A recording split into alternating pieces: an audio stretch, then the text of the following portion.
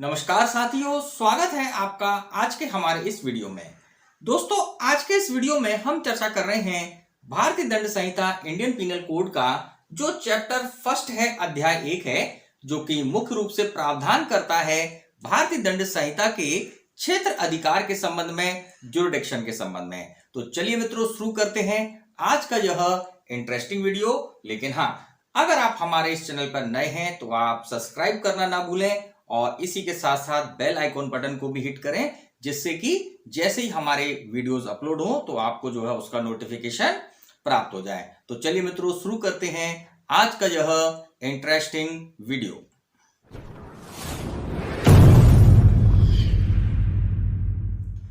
चलिए मित्रों, शुरू करते हैं आज का यह वीडियो। आज के इस वीडियो में जो है हम भारतीय दंड संहिता का जो अध्याय 1 है, चैप्टर फर्स्ट है, जो कि प्रस्तावना इंट्रोडक्शन के संबंध में प्रावधान करता है। और इस चैप्टर में जो है कुल 5 धाराएं हैं, धारा 1 से लेकर 5 तक। और इन पर चर्चा करने से पहले आपको कुछ तथ्यात्मक बातें लिखाएंगे, आपको कुछ तथ्यात्मक बातें बतलाएंगे जिनसे जो है परीक्षाओं में प्रश्न पूछे जाते हैं। जैसे कि भारतीय दंड संहिता का ड्राफ्ट जो है, प्रारूप जो है, किन्होंने तैयार किया, तो आप ध्यान रखिएगा, सर लॉर्ड मैकाले के द्वारा तैयार किया गया था। और सर लॉर्ड मैकाले जो है भारत के प्रथम विधि आयोग के अध्यक्ष थे और इनकी अध्यक्षता में ही जो है भारतीय दंड संहिता इंडियन पिनल कोड का ड्राफ्ट तैयार किया गया था। और इसी के साथ साथ आप ये भी ध्यान रखिएगा कि भारतीय दंड संहिता जो है 1 जनवरी 1862 से जो है संपूर्ण भारत पर लागू है। अब यहां पर थोड़ा सा समझिएगा, धारा 1 पर हम आते हैं। तो धारा 1 के अंतर्गत क्या बताया गया? धारा 1 के अंतर्गत बताया गया है इस संहिता का नाम और विस्तार क्षेत्र। तो बात को समझना, यह संहिता जो है संपूर्ण भारत पर लागू है। इसका नाम जो है भारतीय दंड संहिता है और यह संपूर्ण भारत पर लागू है। अब थोड़ी सी बात को समझिएगा, 2019 के संविधान संशोधन से पहले, जिसके द्वारा जम्मू कश्मीर राज्य को जो है विशेष राज्य का जो दर्जा दिया गया था, उसको समाप्त किया गया 2019 के संविधान संशोधन के द्वारा। तो अब जो है वर्तमान में भारतीय दंड संहिता जो है संपूर्ण भारत पर लागू है। तो ये तो जो है धारा 1 में बताया गया, तो बहुत ज्यादा टेक्निकल चीज नहीं है, आपको आराम से समझ में आ गया होगा। अब इसके बाद हम देखते हैं धारा 2, धारा 3 और धारा 4। धारा 2, धारा 3, धारा 4 जो है यह भारतीय दंड संहिता का जो क्षेत्र अधिकार है, जो इसका जुरिडिक्शन है, उसके संबंध में बात करती है कि भाई भारतीय दंड संहिता जो है कहां कहां पर भारत के भीतर किन किन लोगों के ऊपर जो है एप्लीकेबल होगी। तो बात को समझिएगा, धारा 2 जो है भारतीय दंड संहिता का जो है अंतर्देशीय क्षेत्र अधिकारता को बताती है, इंट्रा टेरिटोरियल जुरिडिक्शन को बताती है। और इसके अंतर्गत क्या बताया गया है? तो मुख्य रूप से आप समझिएगा कि ये कहती है धारा 2 कि भारत के भीतर जो है कोई भी व्यक्ति, चाहे वो भारत का नागरिक हो, चाहे कोई भी व्यक्ति, देखिए व्यक्ति शब्द के अंतर्गत जो है भारत के नागरिक भी आएंगे और अनागरिक भी आएंगे। जो कोई व्यक्ति जो है विदेशी है, वो भारत में आ जाता है, भारत की भूमि पर है, तो उसको जो है भारत में व्यक्ति के रूप में ट्रीट किया जाएगा। तो कोई भी व्यक्ति जो है भारत की भूमि के भीतर या भारत में जो है इस संहिता के कॉन्ट्राडिक्टरी में, इस संहिता के जो है प्रतिकूल कोई भी कार्य करेगा या कोई लोप करेगा। अब यहां पर कार्य और लोप को भी समझना जरूरी है। कार्य होता है किसी काम को करना, और लोप जो होता है किसी ऐसे काम को ना करना जिसका कि दायित्व किसी व्यक्ति के ऊपर है कि भाई उसको यह काम करना ही होगा, लेकिन वो नहीं करता है, तो इसको लोप कहा जाता है। तो ऐसी कंडीशन में कोई व्यक्ति जो है भारत के भीतर क्या करता है, किसी या तो किसी इस संहिता के कॉन्ट्राडिक्टरी में कोई ऐसा कार्य करता है या कोई लोप करता है जो कि इस अधिनियम में दंडनीय है, तो ऐसी कंडीशन में वह जो है इस संहिता के तहत जो है विचारण का पात्र होगा, इस संहिता के तहत दंडनीय होगा। तो इसके बारे में जो है धारा 2 के अंतर्गत चैप्टर जो है सेक्शन 2 के अंतर्गत प्रावधान किया गया है। अब इसके बाद आप समझिएगा धारा 2 और धारा 3 और 4। देखिएगा, सेक्शन 3 और 4 जो है कंबाइंडली मिलकर जो है क्या बताती है, भारतीय दंड संहिता का राज्य क्षेत्रातिरिक्त क्षेत्राधिकार के संबंध में, मतलब एक्स्ट्रा टेरिटोरियल जुरिडिक्शन की आईपीसी जो है भारत के बाहर कहां कहां पर और किस प्रकार से प्रभाव में रहेगी, कहां कहां पर इसका क्षेत्राधिकार रहेगा। तो आप थोड़ा सा टेक्निकली आप समझिएगा। वास्तव में मैं यहां पर छोटा सा भारत का नक्शा बनाने का प्रयास कर रहा हूं जिससे कि आपको मैं समझा पाऊं। तो देखिएगा ये भारत का इस तरह से अपन बना लेते हैं कि ये भारत का वो वाला चित्र है जो कि समुद्री क्षेत्र से या समुद्री सीमा जिससे लगती है। तो ये भारत की समुद्री सीमा है और इसके ऊपर जो भारत है यह पूरी सतह वाला, भूमि की सतह वाला भारत है और ये समुद्री सीमा से लगा हुआ भारत है। अब यहां पर आप समझेंगे इसके द्वारा कि भाई राज्य क्षेत्रांतरिक क्षेत्राधिकार जो है किस प्रकार से काम करता है। तो बात समझिएगा, पहला कंडीशन तो यह है कि जिसको धारा 3 के अंतर्गत बताया गया है कि भाई भारत के परे किए गए किंतु भारत के भीतर विधि के अनुसार विचारणीय अपराधों का दंड, मतलब कि ऐसा कोई कार्य जो भारत के बाहर तो किया गया है लेकिन वह कार्य भारतीय विधि मतलब आईपीसी के द्वारा, इस संहिता के द्वारा विचारणीय है, तो ऐसी कंडीशन में वहां पर भारतीय दंड संहिता एप्लीकेबल होगी। उदाहरण के रूप में देखें कि अगर कोई भारत का नागरिक विदेश में जाता है और वहां पर उसके ऊपर कोई विदेशी व्यक्ति अगर उसके ऊपर हमला करता है, उसको मारता है, उसको हत्या कर देता है, तो ऐसी कंडीशन में वो जो विदेशी व्यक्ति है उसके ऊपर भारतीय दंड संहिता एप्लीकेबल की जाएगी, क्योंकि उसने जो है भारतीय दंड संहिता के अंतर्गत कॉन्ट्रडिक्टरी में कार्य किया है। क्योंकि देखिए सिंपल सी बात है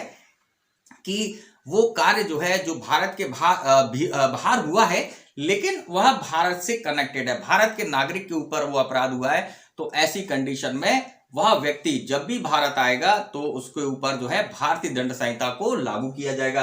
तो जो धारा 3 है वह इसी के संबंध में प्रावधान करती है कि भारत के परे किए गए किंतु भारत के भीतर विधि के अनुसार विचारणीय अपराधों का दंड। तो कोई ऐसा कार्य जो भारत के परे किया गया, भारत के बाहर किया गया है लेकिन वह भारत के भीतर जो विधि है उसके तहत विचारणीय है, उसके तहत वह आता है, तो ऐसी कंडीशन में उस मामले में जो कि भारत के बाहर किया गया है लेकिन उसका विचारण भारतीय दंड संहिता के अनुसार धारा 3 के प्रभाव में भारत में चलाया जाएगा। और इसके लिए सीआरपीसी का सेक्शन 188 क्या कहता है कि भाई जहां पर भी वो व्यक्ति पाया जाएगा वहां पर उसके खिलाफ जो है कार्रवाई की जा सकती है, वहां पर उसके खिलाफ जांच विचारण किया जा सकता है। अब इसके बाद देखिएगा धारा 4 जो कि कहता है राज्य क्षेत्रांतरिक अपराधों पर इस संहिता का विस्तार। अब इसको थोड़ा सा समझिएगा।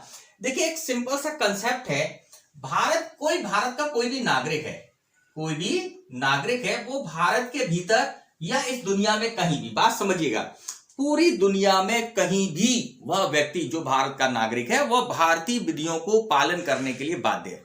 और अगर वो व्यक्ति भारत के बाहर जाएगा तो भी उसे भारतीय विधियों का पालन करना होगा। या इसको इस तरह से और समझ सकते हैं अपन याद करने की दृष्टि से कि भारत के नागरिक के संबंध में भारतीय विधियां उसी प्रकार से हैं जिस प्रकार से उसके शरीर पर, भारत के नागरिक के शरीर पर जो उसकी चमड़ी है, जो उसकी स्किन है उसी प्रकार से है।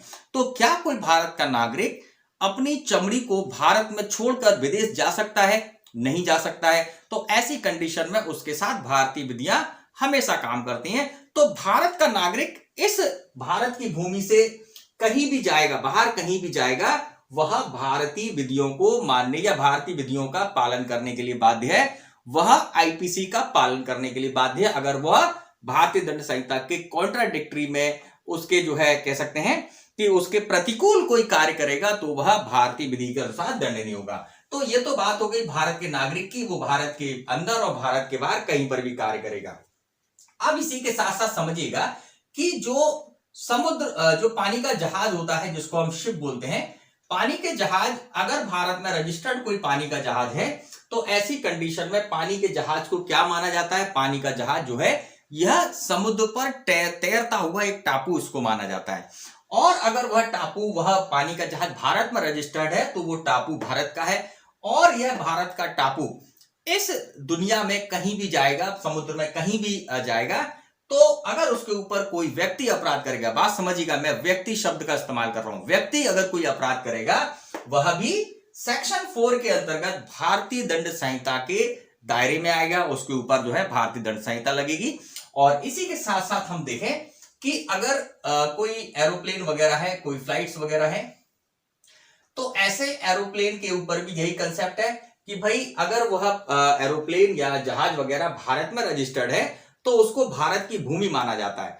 और ऐसी कंडीशन में अगर कोई व्यक्ति जो है ऐसे एरोप्लेन में कोई अपराध करता है, भारतीय दंड संहिता के कॉन्ट्रडिक्टरी कोई काम करता है, तो उसके ऊपर आईपीसी लागू होती है। तो इस प्रकार से धारा 4 जो है भारतीय दंड संहिता के राज्य क्षेत्रांतरिक क्षेत्राधिकार को, एक्स्ट्रा टेरिटोरियल जुरिडिक्शन को बताता है कि भाई उन मामलों में जहां पर कि कोई भारत का नागरिक है वो भारत के बाहर कोई अपराध करेगा, कोई कार्य ऐसा करेगा जो कि आईपीसी के विरोध में है या आईपीसी के प्रतिकूल है, तो वह आईपीसी के तहत उसका विचारण किया जाएगा। और इसी के साथ साथ अगर कोई व्यक्ति जो भारत के बाहर, भारत का कोई पोत है, पानी का जहाज है, उसमें अगर कोई कार्य करेगा तो वह भी भारत की विधि के अनुसार आईपीसी के तहत उसके ऊपर कार्रवाई की जाएगी, उसको दंडित किया जाएगा।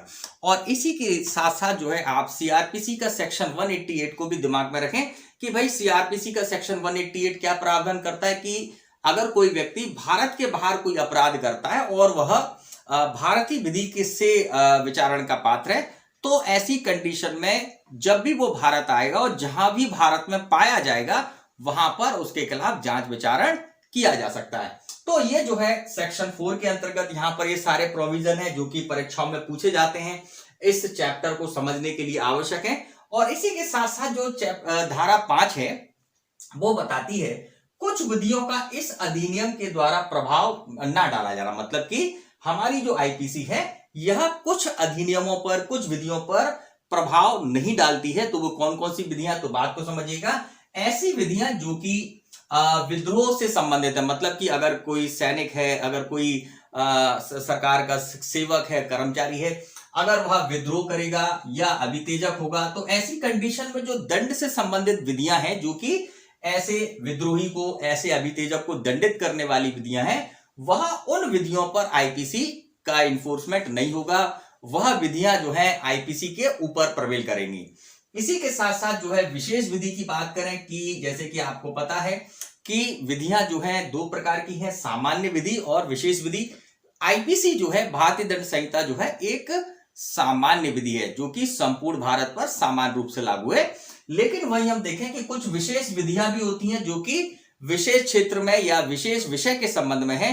तो जहां पर की कोई विशेष विधि हो तो वह विशेष विधि भी जो है भारतीय दंड संहिता के ऊपर प्रवेल करती है, मतलब कि वहां आईपीसी लागू ना होकर विशेष विधि लागू होगी।